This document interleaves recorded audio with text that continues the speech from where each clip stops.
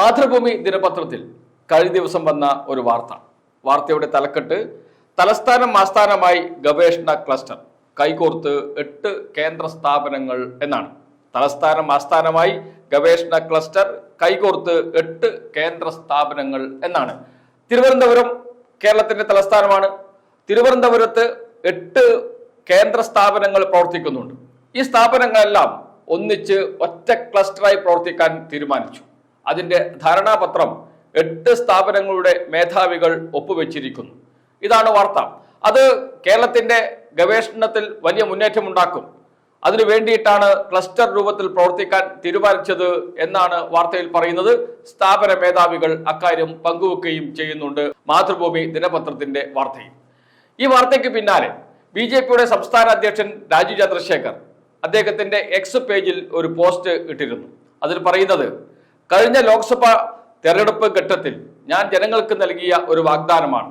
തലസ്ഥാനത്ത് പ്രവർത്തിക്കുന്ന, തിരുവനന്തപുരത്ത് പ്രവർത്തിക്കുന്ന 8 കേന്ദ്ര സർക്കാർ സ്ഥാപനങ്ങൾ, ആ സ്ഥാപനങ്ങളെ ഒന്നിച്ചു കൊണ്ടുവരികയും ഗവേഷണ രംഗത്ത്, അക്കാദമിക് രംഗത്ത് അതൊരു വലിയ മുന്നേറ്റത്തിന് വഴിയൊരുക്കുകയും ചെയ്യും എന്നും. അത് അദ്ദേഹത്തിന്റെ വാഗ്ദാനമാണ്. അതിപ്പോൾ ഇതാ നടപ്പാക്കാൻ പോകുന്നു. കേന്ദ്ര സർക്കാർ അതിന് മുൻകൈയെടുക്കുന്നു.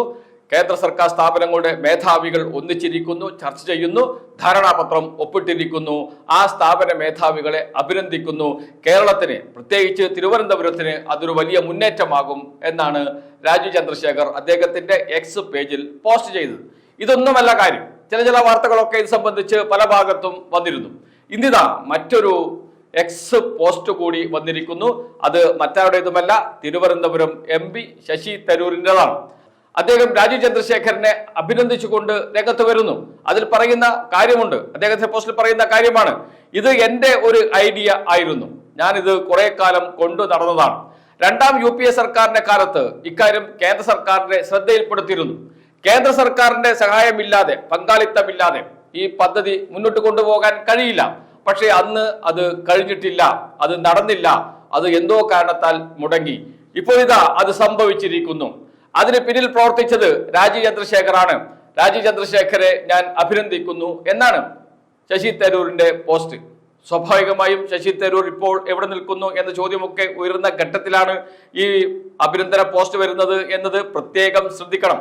അതോടൊപ്പം തന്നെ അദ്ദേഹം പറയുന്ന, ശശി തരൂർ പറയുന്ന ഒരു കാര്യവും കൂടിയുണ്ട്.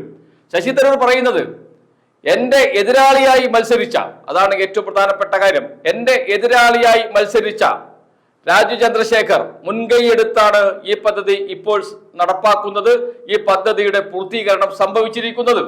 അതിനെ അദ്ദേഹത്തെ അഭിനന്ദിക്കുന്നു എന്നാണ്.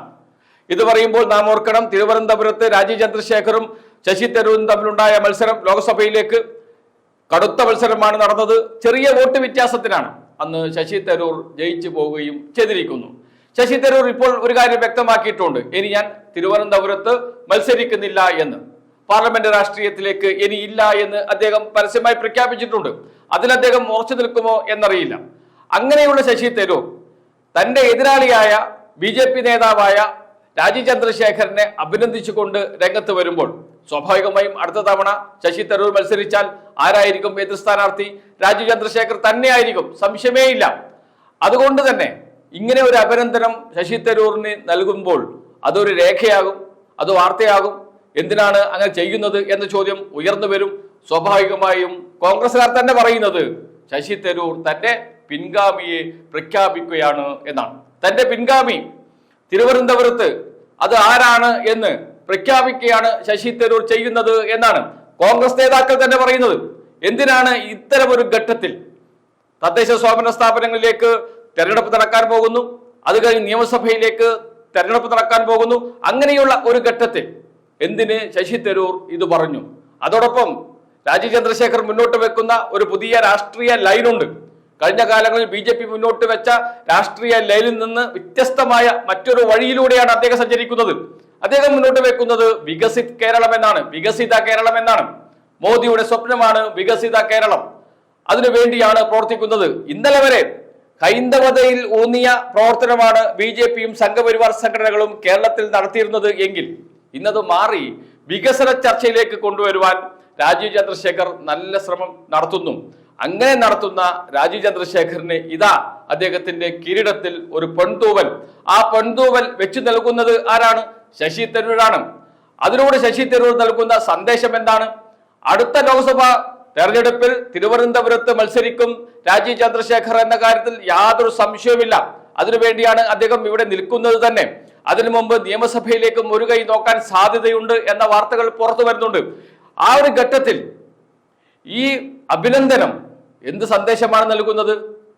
ഒരു സംശയവും വേണ്ട, മത്സര രംഗത്തേക്കില്ല ഇനി എന്ന് പ്രഖ്യാപിച്ച ശശി തരൂരിന്റെ പിൻഗാമിയായി ശശി തരൂർ തന്നെ ഉയർത്തിക്കാട്ടുന്നത് രാജീവ് ചന്ദ്രശേഖരനെയാണോ എന്ന ചോദ്യമാണ് ഉയർന്നത്.